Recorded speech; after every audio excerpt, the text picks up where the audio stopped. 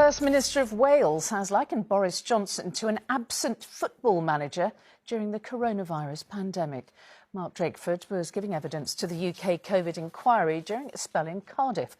Speaking outside the inquiry, bereaved families accused Mr Drakeford of deflecting from the failures of his own government. From Cardiff, our Wales reporter Rhys Williams has more.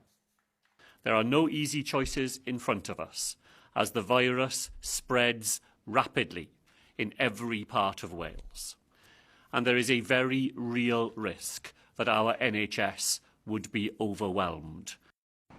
Back in the dark days of the pandemic, the Welsh Government and Mark Drakeford found they had unprecedented powers over the daily lives of Welsh people. He gained a reputation for being cautious, but early in the pandemic, Wales was arguably anything but, behind England on face masks and care home testing. Today he was accused of being unwilling to admit these were mistakes. Can you please explain to the Welsh public why you are so reluctant to accept that the Welsh Government, indeed yourself, may have made some mistakes in the handling of this pandemic? I hope that in the decisions that I made and my colleagues made, we were reasonable in our assessment of that evidence. I don't make a higher claim than that. As I say again, other reasonable people could have come to a different conclusion. Watching at home was Margaret Williams, whose mother died in a care home just weeks into the pandemic. My mum deserves so much better.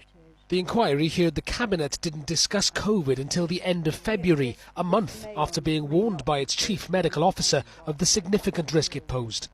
We were all watching what was happening in Italy at the very beginning, in Wuhan, but still the Welsh Government don't appear to have made any plans to safeguard my mum or any of the general population in Wales.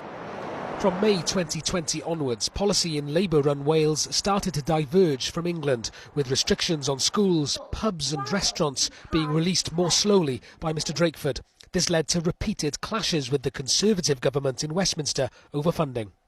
One of the things we've learned during the course of this inquiry is that the First Minister himself didn't expect to be wielding the enormous power that he did. Just days before the first lockdown, he assumed the big decisions would be made in Westminster and not in Cardiff. That left the Welsh Government woefully unprepared for this pandemic, according to bereaved families. They say only a Wales-specific COVID inquiry will get to the bottom of what went wrong.